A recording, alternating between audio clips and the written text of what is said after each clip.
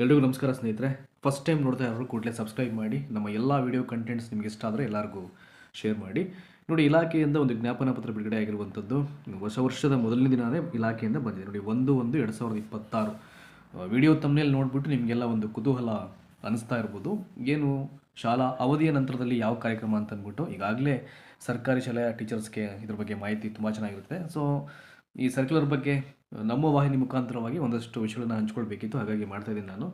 Subject ಏನು ಕೊಟ್ಟಿದ್ದಾರೆ, 2025 ಮತ್ತು 26ನೇ ಶೈಕ್ಷಣಿಕ ಸಾಲಲ್ಲಿ ಗಣಿತ ಗಣಕ ಕಾರ್ಯಕ್ರಮಕ್ಕೆ ಸಂಬಂಧಪಟ್ಟಂತೆ ಶಾಲಾ ಅವಧಿಯ ನಂತರ ಸ್ಕೂಲ್ ಅವರ್ಸ್ ಮುಗಿದ ನಂತರದಲ್ಲಿ ಫೋನ್ ಕರೆಗಳ ಮೂಲಕ, ಅದನ್ನು ರಿಮೋಟ್ ಟ್ಯುಟೋರಿಂಗ್ ಅಂತ ಹೇಳ್ತಾರೆ, ಫೋನ್ ಕರೆಗಳ ಮುಖಾಂತರವಾಗಿ ಬೋಧನೆಯನ್ನು ಪ್ರಾರಂಭಿಸುವ ಕುರಿತು ಅಂತ. ಸೊ ಲಾಸ್ಟ್ ಇಯರಿಂದನೇ ಇದೆ ಇದು, ಈಗಾಗಲೇ ಪ್ರೋಗ್ರಾಮು. ಇದು ಫಸ್ಟು ಇದೊಂದು ಇಂಪ್ಲಿಮೆಂಟ್ ಮಾಡಬೇಕಾದ್ರೆ, ಇದನ್ನು ಅನುಷ್ಠಾನ ಮಾಡಬೇಕಾದ್ರೆ ಸಾಕಷ್ಟು ವಿರೋಧ ವ್ಯಕ್ತವಾಗಿತ್ತು ಶಿಕ್ಷಕರ ವಲಯದಿಂದಂತೂ. ಅಂದರೆ ಈಗಿರತಕ್ಕಂಥ ಒತ್ತಡದಲ್ಲಿ ಇದನ್ನು ಹೇಗೆ ಮಾಡಲಿಕ್ಕೆ ಸಾಧ್ಯ ಇದು, ಸೊ ಹೇಗೆ ನಿಜವಾಗ್ಲೂ ಇದು ಪರಿಣಾಮಕಾರಿಯಾಗಿ ಇದು ಆಗುತ್ತಾ ಅಂತಕ್ಕಂಥದ್ದನ್ನು ಈಗ ಸಬ್ಜೆಕ್ಟ್ಗೆ ಪೂರಕವಾದಂಥ ಹಲವಾರು ವಿಚಾರಗಳು ಇಲ್ಲಿದೆ. ಇಲ್ಲಿ ಎಲ್ಲವನ್ನು ಹೇಳ್ತಾ ಹೋಗ್ತೀನಿ. ಗಣಿತ ಗಣಕ ಕಾರ್ಯಕ್ರಮವು 2025-26ರ ಬಜೆಟ್ ಭಾಷಣದಲ್ಲಿ ಘೋಷಣೆ ಮಾಡಿದಂತೆ ಕರ್ನಾಟಕ ಸರ್ಕಾರದ ಉಪಕ್ರಮವಾಗಿದೆ.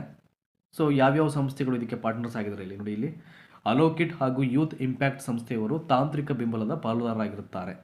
2025-26ನೇ ಸಾಲಿನ ಆಯವ್ಯಯದಲ್ಲಿ ಅಂದರೆ ಬಜೆಟ್ನಲ್ಲಿ ಗಣಿತ ಗಣಕ ಕಾರ್ಯಕ್ರಮವನ್ನು ರಾಜ್ಯಾದ್ಯಂತ, ಸೊ ಇಲ್ಲಿ ಸರ್ಕಾರಿ ಶಾಲೆಗಳಲ್ಲೇ ಇದನ್ನು ಮಾಡಬೇಕು ಅಂತಕ್ಕಂಥದ್ದು. ಸರ್ಕಾರಿ ಶಾಲೆಗಳಲ್ಲಿ ನೋಡಿ, ಎಲ್ಲಿಂದ ಇಲ್ಲಿವರೆಗೆ 3ರಿಂದ 5ನೇ ತರಗತಿಯಲ್ಲಿ ಓದುತ್ತಿರುವ ವಿದ್ಯಾರ್ಥಿಗಳಿಗೆ ಗಣಿತ ಕಲಿಕೆಯಲ್ಲಿ ಆಸಕ್ತಿ ಅಭಿವೃದ್ಧಿಸಿ ಮೂಲ ಗಣಿತ ವಿಷಯ ಪರಿಕಲ್ಪನೆಗಳನ್ನು ಶಿಕ್ಷಕರಿಂದ ಮಕ್ಕಳಿಗೆ ಶಾಲಾ ಅವಧಿಯ ನಂತರ ಫೋನ್ ಕರೆಗಳ ಮೂಲಕ ರಿಮೋಟ್ ಟ್ಯುಟೋರಿಂಗ್ ಅರ್ಥೈಸುವುದು ಮತ್ತು ಕಾರ್ಯಕ್ರಮವನ್ನು ಪರಿಣಾಮಕಾರಿಯಾಗಿ ಅನುಷ್ಠಾನ ಮಾಡುವುದು ಹಾಗೂ ಕಾರ್ಯಕ್ರಮದ ಆಯೋಜನೆಗೆ ಶಿಕ್ಷಕರಿಗೆ ವಿವಿಧ ಹಂತಗಳಲ್ಲಿ ತರಬೇತಿಯನ್ನು ನೀಡಿ, ಈಗಾಗಲೇ ಇದಕ್ಕೆಲ್ಲ ಸಾಕಷ್ಟು ಟ್ರೈನಿಂಗ್ಸನ್ನು ಪ್ರೊವೈಡ್ ಮಾಡಿದ್ರೆ ಲಾಸ್ಟ್ ಇಯರು. ಸೊ ಈ ವರ್ಷನೂ ಕೂಡ ಮಾಡೋದುಂಟು. ಇದನ್ನು ತರಬೇತಿ ನೀಡಿ ಶಿಕ್ಷಕರಲ್ಲಿ ಅಗತ್ಯ ಕೌಶಲ್ಯಗಳನ್ನು ವೃದ್ಧಿಸಿ ಕಾರ್ಯಕ್ರಮವನ್ನು ನಿರ್ವಹಿಸುವುದು ಮುಖ್ಯ ಉದ್ದೇಶವಾಗಿರುತ್ತದೆ. ನೋಡಿ, ಇಲ್ಲೊಂದು ಪಾಯಿಂಟ್ ಇದೆ, ಗಣಿತ ವಿಷಯ ಪರಿಕಲ್ಪನೆಗಳು ಅಂದರೆ ಬೇಸಿಕ್ ಗಣಿತದ ಮೂಲ ಕ್ರಿಯೆಗಳು ಅಂತ ಅಂದ್ಬಿಟ್ಟು. ಸೊ ಮಕ್ಕಳು ಅದನ್ನು ಫಸ್ಟ್ ಕಲಿಬೇಕು ಅಂತ, ಸಂಕಲನ ಆಗ್ಬೋದು, ವ್ಯವಕಲನ ಆಗ್ಬೋದು, ಅಥವಾ ಈ ಸ್ಥಾನ ಬೆಲೆ ಸಂಬಂಧಪಟ್ಟಂಥ ಒಂದು ವಿಚಾರಗಳಾಗಿರ್ಬೋದು. ಸೊ ಇವುಗಳನ್ನು ಫಸ್ಟ್ ಕಲ್ತ್ಕೊಳ್ಳಿ ಅಂತ ಅಂದ್ಬಿಟ್ಟು. ಬಟ್ ಪ್ರಾಬ್ಲಮ್ ಏನಾಗುತ್ತೆ, ಮ್ಯಾಥಮೆಟಿಕ್ಸನ್ನು ಯಾವಾಗಲೂ ಬ್ಲ್ಯಾಕ್ ಬೋರ್ಡನ್ನು ಯೂಸ್ ಮಾಡಿಕೊಂಡು ಮಕ್ಕಳ ಸಮ್ಮುಖದಲ್ಲೇ ಕಲಿಸ್ಬೇಕಾಗುತ್ತೆ. ಇದೆಲ್ಲ ಥ್ರೂ ಫೋನ್ಸಿಂದ ಮಾಡುವಂಥದ್ದು ಕಲಿಕೆ ಆಗುತ್ತೆ, ಪರಿಣಾಮಕಾರಿ ಆಗುತ್ತೆ, ಮೂಲ ಕ್ರಿಯೆಗಳೆಲ್ಲವನ್ನ ಕಲ್ತ್ಬಿಡ್ತಾರೆ ಅಂತ ಅಂದ್ಕೊಳ್ಳೋದು. ಸೊ ಅಕಾರ್ಡಿಂಗ್ ಟು ತುಂಬ ಜನರ ಪ್ರಕಾರವಾಗಿ ಇದು ಅಷ್ಟು ಸುಲಭ ಅಲ್ಲ, ಅದು ಕಲಿಕೆ ಅಷ್ಟು ಪರಿಣಾಮಕಾರಿ ಆಗೋದಿಲ್ಲ ಅಂತಕ್ಕಂಥದ್ದು ಸಾಕಷ್ಟು ಜನ ಅವರವರ ಅಭಿಪ್ರಾಯಗಳನ್ನು ವ್ಯಕ್ತಪಡಿಸಿದ್ದಾರೆ. ಬಟ್ ಆದರೂ ಈ ವರ್ಷವೂ ಕೂಡ ಇದನ್ನು ಕಂಟಿನ್ಯೂ ಮಾಡಲಿಕ್ಕೆ ಇಲ್ಲಿ ಸರ್ಕ್ಯುಲರ್ ಹಾಕಿದ್ದಾರೆ. ನೋಡಿ, ಇಲ್ಲಿ ಏನೇನಿರುತ್ತೆ ಅಂತ ಇದರಲ್ಲಿ ಎಲ್ಲೆಲ್ಲಿ ಆರಂಭ ಮಾಡಿರುವುದು ಎಲ್ಲವನ್ನು ಇಲ್ಲಿ ಹೇಳಿದ್ದಾರೆ. ಇಲ್ಲಿ ಪಾಯಿಂಟ್ ವೈಸು 2025-26ನೇ ಶೈಕ್ಷಣಿಕ ಸಾಲಿನ ಗಣಿತ ಗಣಕ ಕಾರ್ಯಕ್ರಮದ ಫೋನ್ ಬೋಧನೆಯನ್ನು ಪ್ರಾರಂಭಿಸುವ ಕುರಿತು ತರಬೇತಿ ಪೂರ್ವಭಾವಿಯಾಗಿ 2024-25ನೇ ಸಾಲಿನ ಅಂದರೆ ಕಳೆದ ವರ್ಷ ಗಣಿತ ಗಣಕ ತರಬೇತಿ ಪಡೆದ 17 ಜಿಲ್ಲೆಗಳ 69 ತಾಲೂಕುಗಳಲ್ಲಿ ಈಗಾಗಲೇ ಗಣಿತ ಗಣಕ ಕಾರ್ಯಕ್ರಮವನ್ನು ಪ್ರಾರಂಭಿಸಲಾಗಿದೆ. ನೋಡಿ, 17 ಜಿಲ್ಲೆಗಳ 69 ತಾಲೂಕುಗಳಲ್ಲಿ ಈಗಾಗಲೇ ಇದೊಂದು ಪ್ರೋಗ್ರಾಮ್ ಸ್ಟಾರ್ಟ್ ಮಾಡಿರುವಂಥದ್ದು. ಅದಕ್ಕೆಲ್ಲ ಒಂದಷ್ಟು ಹಣವೂ ಕೂಡ ಅಲಾಟ್ಮೆಂಟ್ ಬಿಡುಗಡೆ ಆಗಿದೆ. ಯಾರೆಲ್ಲ ಈ ಕಾರ್ಯಕ್ರಮವನ್ನು ಮಾಡ್ತಾ ಇದ್ದಾರೋ ಟೀಚರ್ಸು ಮಕ್ಕಳಿಗೆಲ್ಲ ಕಾಲ್ ಮಾಡಿ 3ರಿಂದ 5ನೇ ತರಗತಿ ಮಕ್ಕಳಿಗೆ ಅವರಿಗೆಲ್ಲ ಅಲಾಟ್ಮೆಂಟೆಲ್ಲ ಬಿಡುಗಡೆ ಆಗಿ ಒಂದಷ್ಟು ಹಣ ಕೂಡ ಅವ್ರ ಖಾತೆಗೆ ಜಮೆ ಆಗುತ್ತೆ.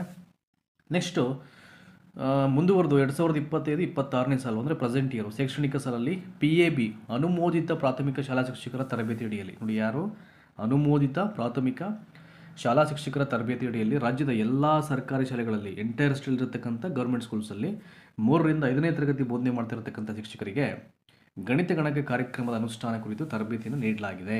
ಇದಕ್ಕೂ ಕೂಡ ಈಗ ನೀಡಲಾಗಿದೆ ಅಂತ ಹೇಳ್ತಾ ಇದ್ದಾರೆ. ಸೊ ರಾಜ್ಯದ 35 ಜಿಲ್ಲೆಗಳ ಉಳಿದ 135 ತಾಲೂಕುಗಳಲ್ಲಿ ಗಣಿತ ಗಣಕ ಕಾರ್ಯಕ್ರಮವನ್ನು ದಿನಾಂಕ 1/1/2026ರಿಂದ ಪ್ರಾರಂಭಿಸಲು ಸೂಚನೆಯನ್ನು ಕೊಡಲಾಗಿದೆ. ಅಂದರೆ ಜನವರಿ 1ರಿಂದ ಅಂತ ಆರಂಭ ಮಾಡಿ ಅಂತ ಹೇಳಿರುವಂಥದ್ದು. ನೆಕ್ಸ್ಟು ಗಣಿತ ಗಣಕ ಕಾರ್ಯಕ್ರಮದ ಅನುಷ್ಠಾನಕ್ಕೆ ಸಂಬಂಧಪಟ್ಟಂತೆ ಉಲ್ಲೇಖ 1 ಮತ್ತು 2ರ ಆದೇಶದಂತೆ ಪ್ರತಿಯೊಂದು ಶಾಲೆಯ ಮುಖ್ಯೋಪಾಧ್ಯಾಯರು ತಮ್ಮ ಶಾಲೆಯಲ್ಲಿ ಗಣಿತ ಗಣಕ ತರಬೇತಿ ಪಡೆದಂಥ ಶಿಕ್ಷಕರನ್ನು ಗುರುತಿಸಿ, ಸೊ ಯಾವಾಗಲೂ main it is very important, ಯಾರು ಟ್ರೈನ್ಡ್ ಆಗಿರ್ತಾರೆ ಈಗ ಒಂದು ಕಾರ್ಯಕ್ರಮಕ್ಕೆ ಸಂಬಂಧಪಟ್ಟ ಹಾಗೆ ಅವರಷ್ಟೇ ಮಾಡಲಿಕ್ಕೆ ಹೇಳಬೇಕು. ಹಾಗೆ ಅವ್ರು ಮಾಡಿದ್ರೆ ಒಂದಷ್ಟು ತರಬೇತಿಯಲ್ಲಿ ಏನು ಹೇಳಿರ್ತಾರೆ, ಯಾವ ಥರ ಕಾಲ್ಸ್ ಮಾಡಬೇಕು, ಅವ್ರಿಗೆ ಹೇಗೆ ಪರಿಚಯ ಮಾಡ್ಕೊಳ್ಳೋದು ಹೇಗೆ, ಇದೆಲ್ಲ ಅವ್ರಿಗೆ ತುಂಬ ಚೆನ್ನಾಗಿ ಗೊತ್ತಿರುತ್ತದೆ. ಹಾಗಾಗಿ ಬೇರೆಯವ್ರು ನೇಮಕ ಮಾಡಿಸಿದ್ರೆ ಅದು ಇಂಪ್ಲಿಮೆಂಟ್ ಆಗಲ್ಲ, ಅದು ಎಫೆಕ್ಟಿವ್ ಆಗಲ್ಲ ಅದು. ಸೊ ಮುಖ್ಯೋಪಾಧ್ಯಾಯರು ತಮ್ಮ ಶಾಲೆಯಲ್ಲಿ ಗಣಿತ ಗಣಕ ತರಬೇತಿ ಪಡೆದ ಶಿಕ್ಷಕರನ್ನು ಗುರುತು ಮಾಡಿ ಕಾರ್ಯಕ್ರಮದ ಅನುಷ್ಠಾನಗೊಳಿಸುವ ಜವಾಬ್ದಾರಿಯನ್ನು ಹೊಂದಿರ್ತಾರೆ ಅಂತ ಹೇಳಿದ್ದಾರೆ. ಹಾಗಾಗಿ ಅವರನ್ನೇ ಆಯ್ಕೆ ಮಾಡಬೇಕು. ಇನ್ನು ಗಣಿತ ಗಣಕ ಕಾರ್ಯಕ್ರಮಕ್ಕೆ ಯಾರು ಟೀಚರ್ಸು ಇಲ್ಲಿ ಗುರುತನ್ನು ಮಾಡ್ತಾರೋ ಮುಖ್ಯ ಶಿಕ್ಷಕರು, ಎಲ್ಲ ಶಿಕ್ಷಕರು ಶಾಲಾ ಅವಧಿಯ ನಂತರ ಆಯ್ದ ವಿದ್ಯಾರ್ಥಿಗಳಿಗೆ ಫೋನ್ ಮೂಲಕ ಪೋಷಕರ ಸಹಭಾಗಿತ್ವದೊಂದಿಗೆ ಗಣಿತದ ಮೂಲಕ್ರಿಯೆಯನ್ನು ಅರ್ಥೈಸಬೇಕು. ಅಂದರೆ ಫಾರ್ ಎಕ್ಸಾಂಪಲ್ ಶಾಲಾ ನಂತರದಲ್ಲಿ ಅವ್ರಿಗೆ ಕರೆ ಮಾಡಬೇಕಾಗತ್ತೆ. ಕರೆ ಮಾಡಿ ಫಸ್ಟ್ ಇಂಟ್ರೊಡಕ್ಷನ್ನು ಪರಿಚಯ ಮಾಡಬೇಕಾಗತ್ತೆ. ಆಮೇಲೆ ಹೇಳಬೇಕಾಗತ್ತೆ, ಈ ಕಾರ್ಯಕ್ರಮದ ಬಗ್ಗೆ ಹೇಳಬೇಕು. ಸುಮ್ಮನೆ ಏಕಾಏಕಿ ಕಾಲ್ ಮಾಡಿಬಿಟ್ಟು ಸೊ ಈ ರೀತಿಯ ಲೆಕ್ಕ ಮಾಡಿ ಅಥವಾ ಅವನನ್ನು ಒಂದು ಫೀಡ್ಬ್ಯಾಕ್ ತಗೊಂಡು ಏನು ಮಾಡ್ತಿದ್ದಾನೆ ಏನು ಕತೆ ತಿಳ್ಕೊಂಡು ನೇರ ಹೇಳಲಿಕ್ಕಾಗಲ್ಲ. ಬಟ್ ಇಲಾಖೆ ಒಂದು ಕಾರ್ಯಕ್ರಮ ಅಂತ ಹೇಳಿ ಒಂದಷ್ಟು ಹೇಳ್ಬಿಟ್ಟು ಹೇಳ್ಬೋದು. ಅಥವಾ ಈಗಾಗಲೇ ಕರೆಯನ್ನು ಮಾಡ್ತಿರ್ತಕ್ಕಂಥ ಟೀಚರ್ಸು ಅವರ ಪೇರೆಂಟ್ಸ್ಗೆ ಈ ಒಂದು ಕಾರ್ಯಕ್ರಮದ ಬಗ್ಗೆ ಗೊತ್ತಿದ್ದೇ ಆದರೆ ಏನು ತೊಂದರೆ ಇಲ್ಲ, ನೇರವಾಗಿ ಮಗುಗೆ ಗಣಿತದ ಮೂಲಕ್ರಿಯೆಗಳ ಬಗ್ಗೆ ಸೊ ಮಾತಾಡಿಬಿಟ್ಟು ಒಂದಷ್ಟು ಲೆಕ್ಕಗಳನ್ನು ಅಲ್ಲಿ ಮಾಡಿಸ್ಬೋದು. ಸೊ ಆಗಿರುತ್ತೆ ಇದು. ನೆಕ್ಸ್ಟು ಗಣಿತ ಗಣಕ ಕಾರ್ಯಕ್ರಮಕ್ಕೆ ಗುರುತಿಸಿದಂತಹ ಎಲ್ಲ ಶಿಕ್ಷಕರು ಶಾಲಾ ಅವಧಿಯ ನಂತರ, ಅಂದರೆ ಯಾರೆಲ್ಲ ಶಿಕ್ಷಕರು ಇದಕ್ಕೆ ಆಯ್ಕೆ ಆಗ್ತಾರೆ ಅಂದರೆ HMs ಅವ್ರನ್ನ ಗುರುತು ಮಾಡುವ ಜೊತೆ ಅವ್ರು ಮಾಡಬೇಕು ಅಂತ. ನೆಕ್ಸ್ಟು ಸದರಿ ಕಾರ್ಯಕ್ರಮವನ್ನು ಹಂತ ಹಂತವಾಗಿ ಅನುಷ್ಠಾನಗೊಳಿಸಬೇಕಾಗಿದ್ದು ಪ್ರತಿ ಹಂತವು 5 ವಾರಗಳ ಕಾಲ ನಡೆಯುತ್ತೆ ಅಂತ. ಒಂದೊಂದು ಸೈಕಲ್ ಅಂತ ಇರುತ್ತೆ, ಫಸ್ಟ್ ಸೈಕಲ್, ಸೆಕೆಂಡ್ ಸೈಕಲ್, ಇವೆಲ್ಲ 5 ವೀಕ್ಸ್ ಇರುತ್ತೆ. ಅದು ಆ 5 ವೀಕ್ಸ್ ಕೂಡ ಅವ್ರು ಅಪ್ಡೇಟ್ ಮಾಡಬೇಕು ಅವರಿಗೆಲ್ಲ ಕರೆ ಮಾಡಿ. ಅಂದರೆ ಅಚೀವ್ಮೆಂಟ್ಸು, ಈಗ ಫಸ್ಟ್ ಸೈಕಲಲ್ಲಿ ಅವನು ಎಷ್ಟು ಲರ್ನಿಂಗ್ ಆಗಿರುತ್ತೆ, ಒಂದು ಯಾವ ಥರ ಕಲ್ತಿರ್ತಾನೆ, ಈ ಸಂಕಲನ ಆಗಿರ್ಬೋದು, ಮೊದಲು ಸ್ಥಾನ ಬೆಲೆ ಅಲ್ಲಿಂದ ಶುರು ಮಾಡ್ಕೋತಾರೆ.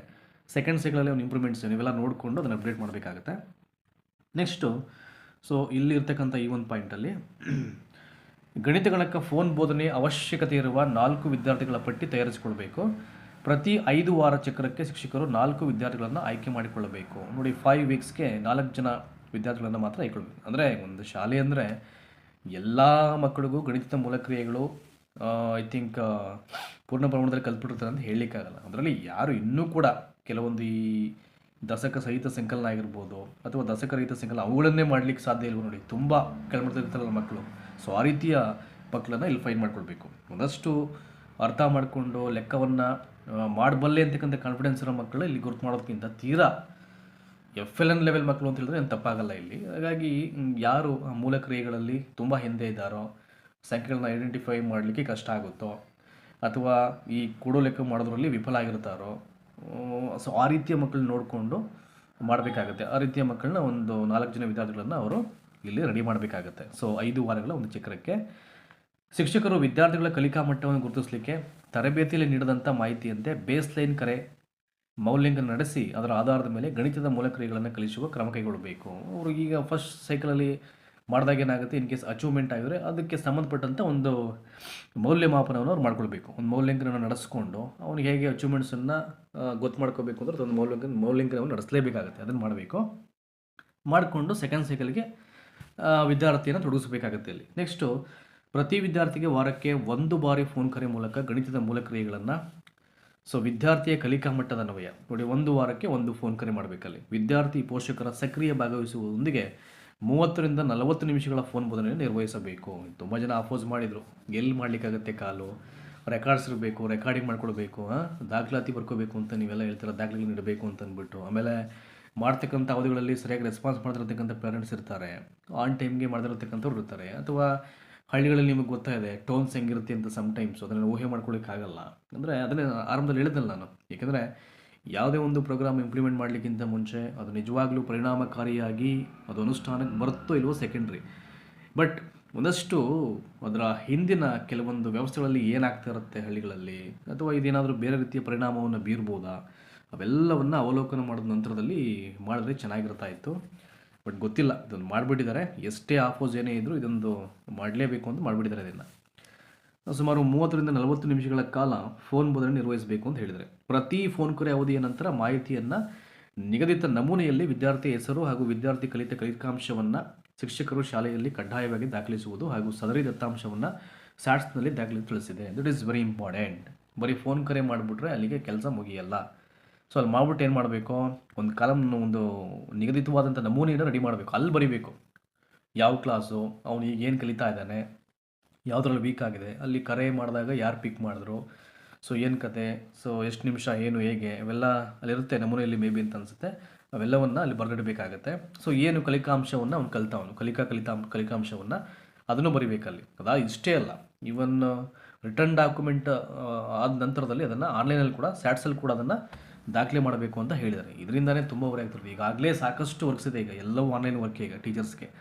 ಸೊ ಎಲ್ಲವನ್ನು ಒಂದೊಂದೇ ಮಾಡಿದಾಗ ಏನಾಗುತ್ತೆ, ಮಕ್ಕಳಿಗೆ ಆಟೋಮ್ಯಾಟಿಕ್ಕಾಗಿ ಕಲಿಕೆ ಅಂತಕ್ಕಂಥದ್ದು ಅವ್ರ ಗುಣಮಟ್ಟ ಕಡಿಮೆ ಆಗ್ತಾ ಬರ್ತಿದೆ. ಇದೇನಾಗುತ್ತೆ, ಸೊ ಒನ್ ಫೈನ್ ಡೇ ಕಲಿಕೆ ಆಗದೇ ಸೊ ಬೇರೆ ರೀತಿಯ ಅಭಿಪ್ರಾಯಗಳು ಶಾಲೆಗಳ ಮೇಲೆ ಬರುತ್ತೆ. ಇದು ಸಮಸ್ಯೆ ಆಗ್ತಿರುವಂಥದ್ದು. ಸೊ ನೆಕ್ಸ್ಟು ನೋಡಿ, ಇಲ್ಲಿ ಒಂದಷ್ಟು ಪಾಯಿಂಟ್ಸನ್ನು ಹೇಳಿದ್ದಾರೆ, ಕ್ವಿಕ್ಕಾಗಿ ಮುಗಿಸ್ಬಿಡ್ತೀನಿ ನಾನು.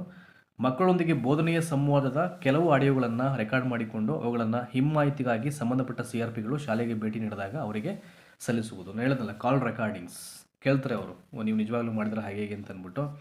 ತುಂಬ ಜನ ರೆಕಾರ್ಡ್ ಮಾಡ್ತಾರೋ ಬಿಡಿದ್ರು ಇವೆಲ್ಲ ಬೇರೆ ಬೇರೆ ಇಶ್ಯೂ ಆಗಿಬಿಡುತ್ತೆ ಅಂತ ಗೊತ್ತಿಲ್ಲ. ಅದು ಕೆಲವರು ಮಾಡ್ಕೊಂಡು ಇಟ್ಕೊಂಡೋದು ಬೇನು, ಬಟ್ ಇದೊಂದು ಪಾಯಿಂಟ್ ಹೇಳಿದರೆ ಇಲ್ಲಿ, ರೆಕಾರ್ಡ್ ಮಾಡ್ಕೊಂಡು ಇಟ್ಕೊಂಡಾಗ CRPಗಳು ಬಂದು ಕೇಳಿದ್ರೆ ಅದನ್ನು ತೋರಿಸ್ಲಿಕ್ಕೆ ಅಂತ.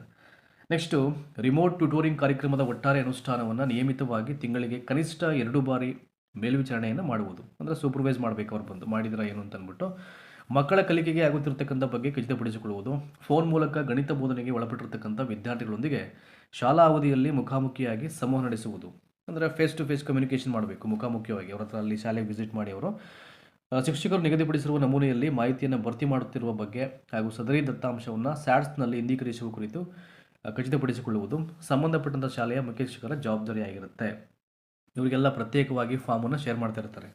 ಸೊ ನಂಬರ್ ಆಫ್ ಕಾಲ್ಸ್ ಎಷ್ಟು ಮಾಡಿದ್ರೆ ನೀವು, ಸೈಕಲ್ಸ್ ಎಷ್ಟಾಗಿದೆ, ಅಚೀವ್ಮೆಂಟ್ಸ್ ಏನಾಗಿದೆ, ಕಲಿಕಾಂಶಗಳು, ಇದೆಲ್ಲ ದಾಖಲೆಯನ್ನು ಬರೆದಿಟ್ಟಿದ್ದೀರಾ, ಅವೆಲ್ಲ ಕೇಳ್ತಾರೆ ಅವರು ಅವಾಗವಾಗ, ಅವ್ರ ರೆಸ್ಪಾನ್ಸಿಬಿಲಿಟಿ ಅಂತ ಹೇಳಿದ್ದಾರೆ. ನೆಕ್ಸ್ಟು, ಗಣಿತ ಗಣಕ ಕಾರ್ಯಕ್ರಮವು ಎಲ್ಲ ಶಾಲೆಗಳಲ್ಲಿ ಯಶಸ್ವಿಯಾಗಿ ನಡೆಯುತ್ತಿರುವುದರ ಬಗ್ಗೆ ಮತ್ತು ಎಲ್ಲ ಶಾಲೆಯಿಂದ ಸ್ಯಾಟ್ಸ್ನಲ್ಲಿ ಅಗತ್ಯ ಮಾಹಿತಿಯನ್ನು ಇಂದೀಕರಿಸುವ ಬಗ್ಗೆ ಖಾತ್ರಿಪಡಿಸಿಕೊಳ್ಳುವುದು. ತುಂಬ ಜನ ನಮೂನೆಯಲ್ಲಿ ಬರೆದುಬಿಟ್ಟು ಸ್ಯಾಟ್ಸ್ನಲ್ಲಿ ಅಪ್ಡೇಟ್ ಮಾಡದೇ ಇರ್ಬೋದು. ಅಂಥ ಟೈಮಲ್ಲಿ ಅದನ್ನು ಐ ಥಿಂಕ್ ಅವರು ಮಾಹಿತಿನ ಪಡ್ಕೊಳ್ಳಿಕ್ಕೆ, ಅವರು ಖಾತ್ರಿಪಡಿಸ್ಕೊಳ್ಳಿಕ್ಕೆ ಅವಕಾಶ ಇರುತ್ತೆ, ಅದು ಸ್ಯಾಟ್ಸ್ನಲ್ಲಿ ಅಪ್ಡೇಟ್ ಆಗಿದೆ ಏನು ಅಂತ ಅಂದ್ಬಿಟ್ಟು. ಇನ್ನು ಫೋನ್ ಟ್ಯೂಟರಿಂಗ್ ನಡೆಸ್ತಿರ್ತಕ್ಕಂಥ ಎಲ್ಲ ಶಿಕ್ಷಕರ K2 ರೆಸಿಪಿಯೆಂಟ್ ID, ಉಳಿತಾಯ ಖಾತೆಯ ಪಾಸ್ ಪುಸ್ತಕದ ಮುಖಪುಟದ ಪ್ರತಿಗಳನ್ನು ಸಂಗ್ರಹಿಸುವುದು ಹಾಗೂ ಗಣಿತ ಗಣಕಕ್ಕೆ ಸಂಬಂಧಪಟ್ಟ ಸ್ಯಾಟ್ಸ್ ಭಾಗ ಸಕ್ರಿಯವಾಗುವವರೆಗೆ ಎಲ್ಲ ಶಾಲೆಯಿಂದ ಭೌತಿಕ ಫೋನ್ ಬೋಧನಾ ಮಾಹಿತಿಯನ್ನು ಸಂಗ್ರಹಿಸಿ ಕೈಪಿಡಿ, ದಟ್ ಈಸ್ ರಿವ್ಯೂ ಫಾರ್ಮ್ಯಾಟ್ ಅಂತೀವಿ, ಅದನ್ನು ಉಪಯೋಗಿಸಿಕೊಂಡು ಮಾಹಿತಿಯನ್ನು ನಮೂದು ಮಾಡಿ ಬ್ಲ್ಯಾಕ್ ಹಂತಕ್ಕೆ ಸಲ್ಲಿಸುವ ಜವಾಬ್ದಾರಿ ಸಂಬಂಧಪಟ್ಟ CRPಗಳದ್ದಾಗಿರುತ್ತದೆ. ಅವ್ರಿಗೆ ಆಗ್ತಾರೆ, ಯಾರೆಲ್ಲ ಈ ಕಾರ್ಯಕ್ರಮದ ಅಡಿಯಲ್ಲಿ ಮಕ್ಕಳಿಗೆ ಫೋನ್ ಕರೆಯನ್ನು ಮಾಡಿಕೊಂಡು ಅವರಿಗೆ ಮೇಲ್ವಿಚಾರಣೆಯನ್ನು ಮಾಡ್ತಿರ್ತಾರೋ ಅಥವಾ ಒಂದಷ್ಟು ಕಲಿಕೆಯಲ್ಲಿ ಅವ್ರು ತೊಡಗಿಸ್ಕೊಂಡು ಕೆಲಸವನ್ನು ಮಾಡ್ತಾ ಇರ್ತಾರೋ ಅವರಿಗೆ ಅಲಾಟ್ಮೆಂಟ್ ಬಿಡುಗಡೆ ಆಗುತ್ತೆ, ಒಂದಷ್ಟು ಅಮೌಂಟ್ ಅಂದ್ಬಿಟ್ಟು ಜಮೆ ಆಗುತ್ತೆ. ಹಾಗಾಗಿ ಇಲ್ಲಿ ಅವರ ಖಾತೆ ಸಂಖ್ಯೆಯನ್ನು ಅವರು ಕಲೆಕ್ಟ್ ಮಾಡ್ತಾರೆ, ಅವರು ಹಣವನ್ನು ಜಮೆ ಮಾಡಲಿಕ್ಕೆ. ನೆಕ್ಸ್ಟು ಇಲ್ಲೊಂದಷ್ಟು ಪಾಯಿಂಟ್ ಇದೆ, ಇಲ್ಲಿ ಹಿಯರ್ ವಿ ಗೋ. ಗಣಿತ ಗಣಕ ಕಾರ್ಯಕ್ರಮಕ್ಕೆ ಸಂಬಂಧಪಟ್ಟಂತೆ ಪ್ರತಿ ಜಿಲ್ಲೆಯಲ್ಲಿ ಹಾಗೂ ತಾಲೂಕಿನಲ್ಲಿ ಒಬ್ಬರನ್ನು ನೋಡಲ್ ಅಧಿಕಾರಿಗಳನ್ನಾಗಿ ನೇಮಕ ಮಾಡ್ಕೋಬೇಕು. ಇವರು ಮೇನ್ ಸೂಪರ್ವೈಸ್ ಮಾಡ್ತಾರೆ ಅಂತ ಅನ್ಸುತ್ತೆ, ನೋಡಲ್ ಅಧಿಕಾರಿಗಳು. ಪ್ರತಿ ಜಿಲ್ಲೆಯಲ್ಲಿ ಹಾಗೂ ತಾಲೂಕಿನಲ್ಲಿ ಒಬ್ಬೊಬ್ಬರು ಇರ್ತಾರೆ ನೋಡಲ್ ಅಧಿಕಾರಿಗಳು, ಅವ್ರನ್ನ ಮಾಡಬೇಕು ಅಂತ. ಇನ್ನು ಗಣಿತ ಗಣಕ ಕೈಪಿಡಿಯಲ್ಲಿ ತಿಳಿಸಿರುವಂತೆ ಕಾರ್ಯಕ್ರಮ ಅನುಷ್ಠಾನಗೊಳ್ಳುತ್ತಿರುವ ಕುರಿತು ಹಾಗೂ ಕಾರ್ಯಕ್ರಮ ನಿರ್ವಹಿಸುವ ಎಲ್ಲ ಶಿಕ್ಷಕರಿಗೆ ತರಬೇತಿಯಾಗಿರುವ ಬಗ್ಗೆ ಶಾಲಾ ಭೇಟಿ ಸಮಯದಲ್ಲಿ ಖಾತ್ರಿಪಡಿಸಿಕೊಳ್ಳುವುದು. ಕೇಳ್ತಾರೆ ಅವ್ರು ಬಂದು, ಯಾರು ಟ್ರೈನ್ಡ್ ಆಗಿದ್ದಾರೆ ಇದಕ್ಕೆ, ಈ ಕಾರ್ಯಕ್ರಮಕ್ಕೆ ಸಂಬಂಧ ಎಷ್ಟು ಜನ ಬಂದರು, ಏನು ಕತೆ ಕೇಳಿದ್ರೆ ಇನ್ ಕೇಸ್ ಒಂದು ಇನ್ಫಾರ್ಮೇಷನ್ ಪ್ರೊವೈಡ್ ಮಾಡಬೇಕಾಗತ್ತೆ.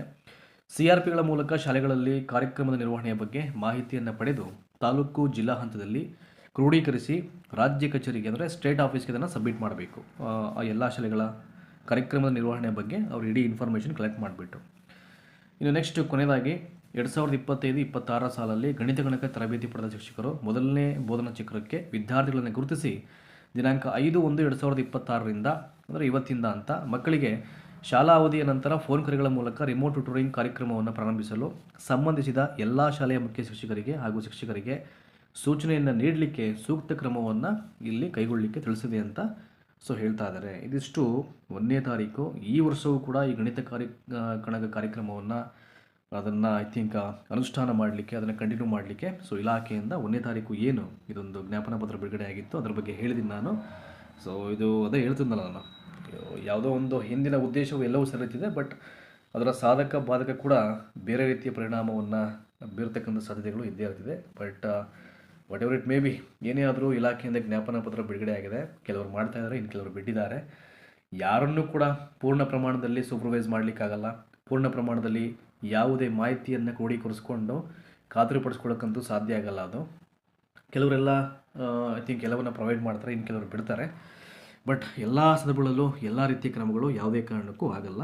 ಇದು ಎಲ್ಲ ಕಾಲಕ್ಕೂ ಅನ್ವಯ ಆಗ್ತಕ್ಕಂಥ ಒಂದು ವಿಚಾರ ಅದು. ಹಾಗಾಗಿ ಇದನ್ನು ಹೇಳಿದ್ದೀನಿ. ಧನ್ಯವಾದ ಈ ಒಂದು ವಿಡಿಯೋನ ವಾಚ್ ಮಾಡೋದಕ್ಕೆ.